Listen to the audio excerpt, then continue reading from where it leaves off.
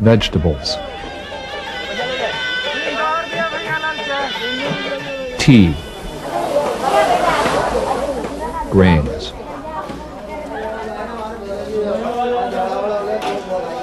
Fish.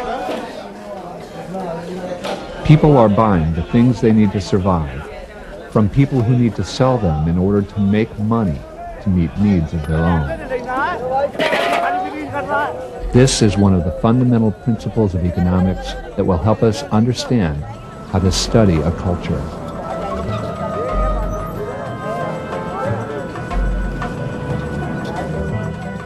What is a culture? Most anthropologists agree that a human culture is learned behavior acquired by individuals as members of a social group. There are several universal elements which need to be examined in order to understand and define a culture. They include economic activities, geography and natural resources, social organizations, and beliefs and values.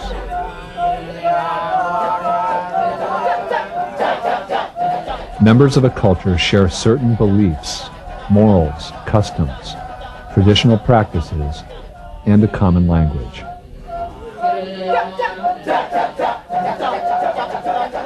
The sum of the elements that unite a group of people is collectively referred to as a culture.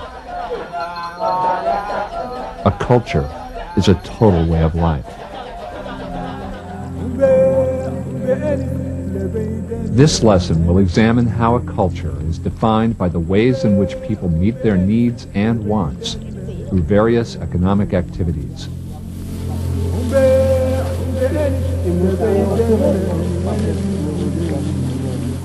Each person must find a way to provide for his or her subsistent needs.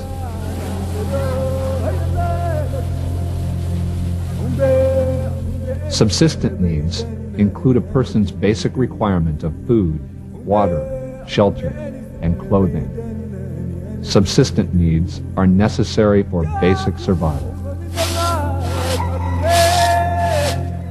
Whether producing on a small scale for individual consumption or a large scale for mass production, each person must meet his or her subsistent needs before trying to obtain his or her personal wants.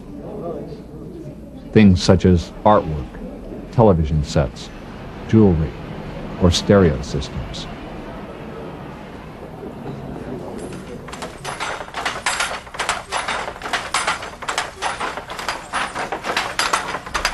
Members of a culture meet their needs through the production of goods.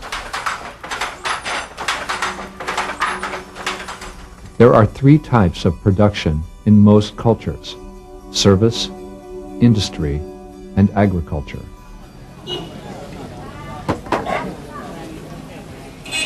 Service production includes physical or intellectual activities or tasks which are performed for others, such as cooking and selling food, or working as a bus driver, police officer, teacher, or grocery store cashier.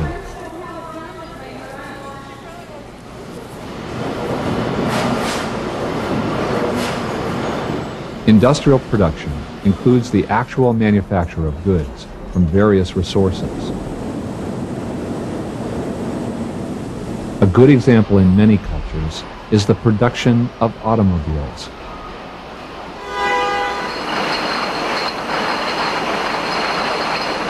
There are, however, many types of industrial production, including products ranging from beer to pancake syrup.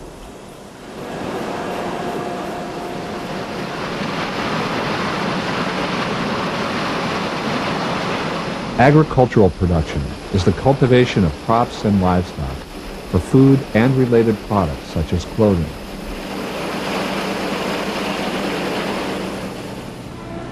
Farmers grow vegetables and grains, or produce meat, butter, and milk from animals. In some cultures, these items are sold directly to wholesalers, while in others, They may be taken directly to a local marketplace.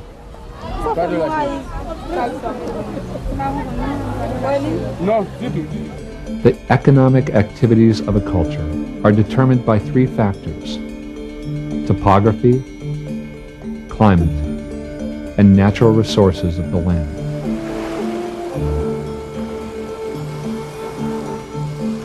Topography is the physical features of the land. Topography determines the economic activities of a culture because the physical features of the land influence how it can be used in production by the people who live there. If an area is mountainous, people may raise animals that are adapted to climbing.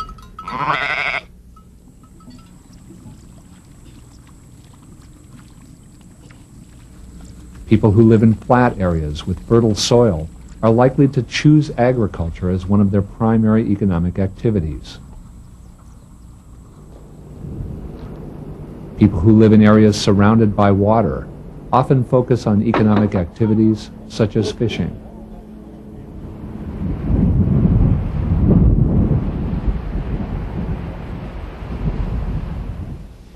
Climate is the average temperature and precipitation of a region. Climate determines economic activities because the weather influences which activities can be performed.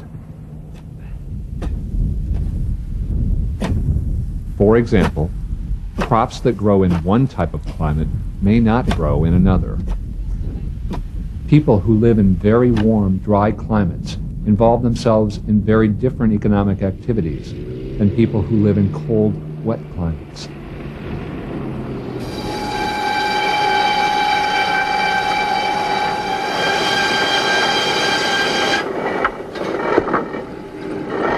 Natural resources are materials provided by nature and used in production, such as timber, water, soil, minerals, and animals. The natural resources of a region determine what materials are available for economic production. In a forested region, people might be employed in the timber industry, from cutting or replanting trees to working in sawmills, or even producing the tools necessary to operate the mill.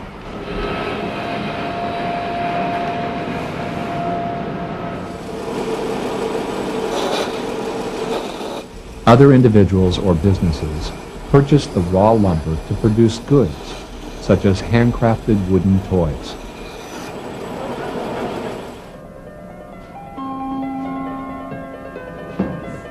Once production is completed, these products might be sold locally in small shops or exported to other retailers around the world.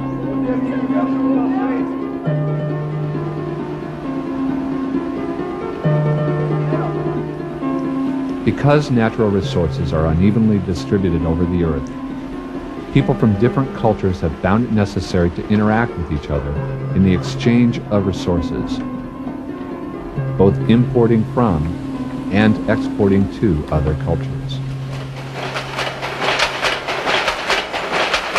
To help provide for themselves and others more efficiently, cultures develop technology. Technology consists of tools, machines, materials, plans, and procedures that aid in the production of goods and services.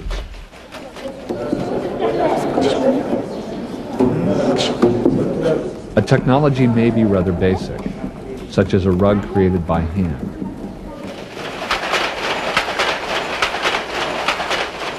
Or complicated, such as an automated weaving machine.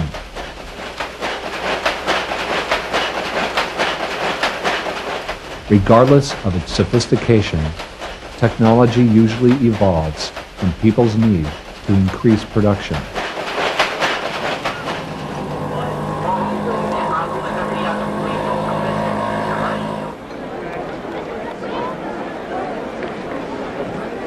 Today, India is one of the most densely populated countries in the world, with nearly 900 million people living in a landmass roughly half the size of the continental United States.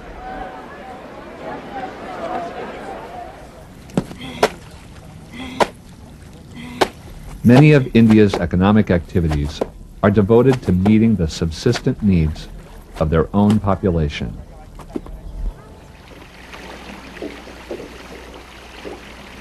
Utilizing India's vast land and water resources, the people use rivers to irrigate more than 40% of the arable land.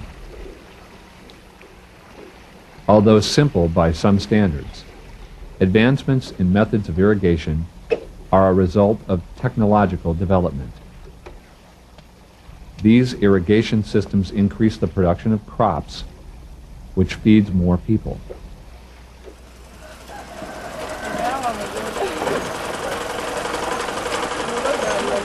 Technology, such as a sewing machine, may increase individual productivity.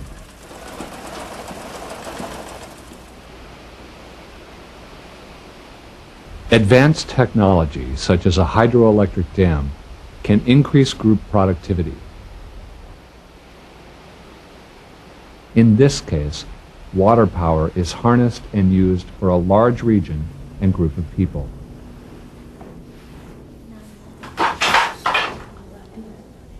The development of technology may depend on a culture's access to materials and information.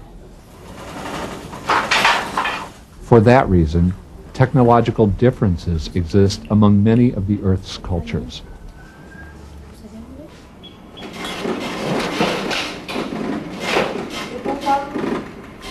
For example, Denmark is a country famous for its pastries and baked goods.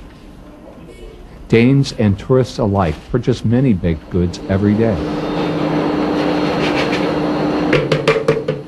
As a result of the materials and information available to them, the Danes have equipped their bakeries with advanced technology for the maximum output of goods.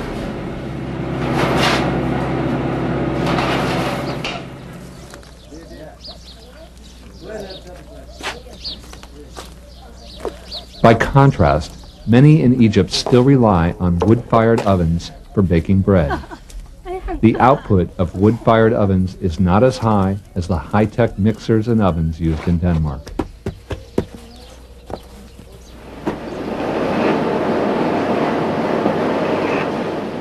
Some cultures are highly industrialized, with economic activity centered around large areas of production, such as factories.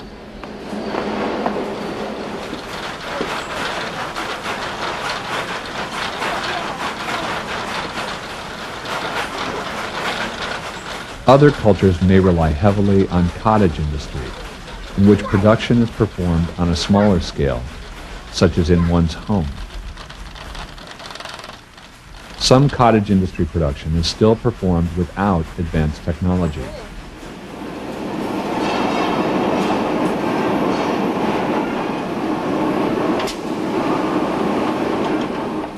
These Swedish glassblowers are skilled craftsmen who produce beautiful pieces by hand.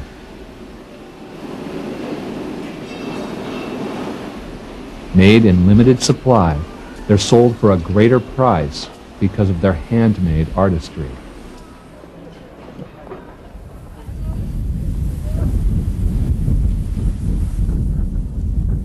No person can possibly produce everything he or she needs or wants.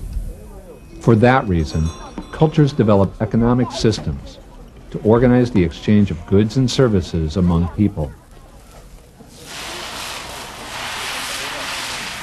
Barter, the simple trade of one item for another, is one form of economic exchange. For example, someone growing vegetables may trade with someone producing meat. Each person is using his or her available resources to obtain what he or she needs.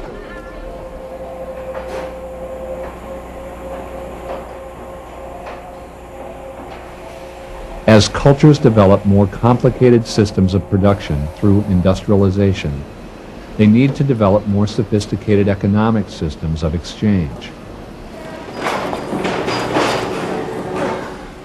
In most cultures, currency has replaced the barter of goods. A monetary system facilitates the exchange of goods. When people are paid money for their work, they can then spend the money they've earned on meeting their subsistent needs or wants. Along with the development of currency came the need for regulation. Regulation can vary within different cultures. A free market economy is one concept used to organize economic activities. A free market economy is consumer-driven and ruled by competition.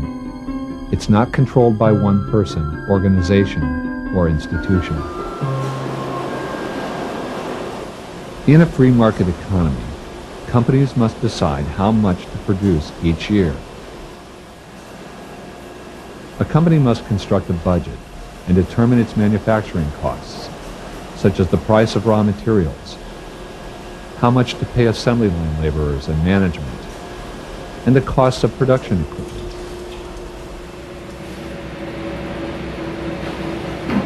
Once a company knows the costs of manufacturing, it can then determine how much money to charge for the product. The price needs to be competitive, cover the costs of production, and allow the company to make a profit.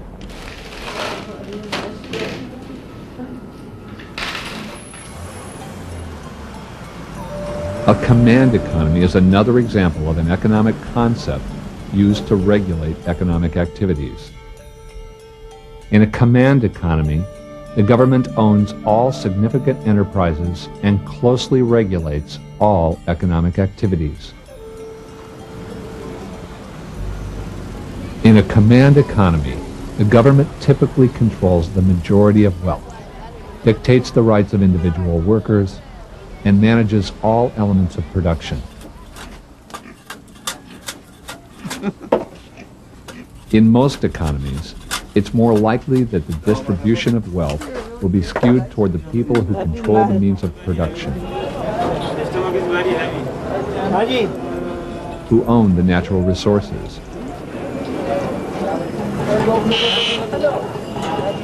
or whose services are in the greatest demand. Therefore, the distribution of wealth is likely to be uneven throughout the culture.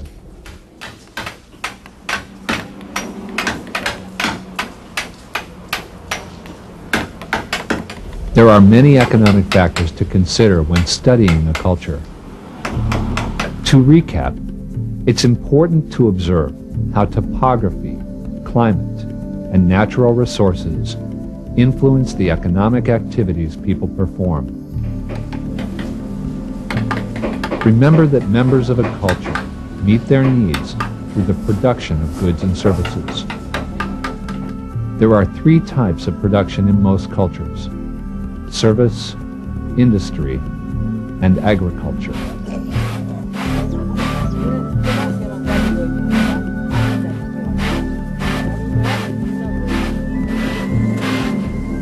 Understanding these economic factors will help greatly in learning how to study the various cultures of the world.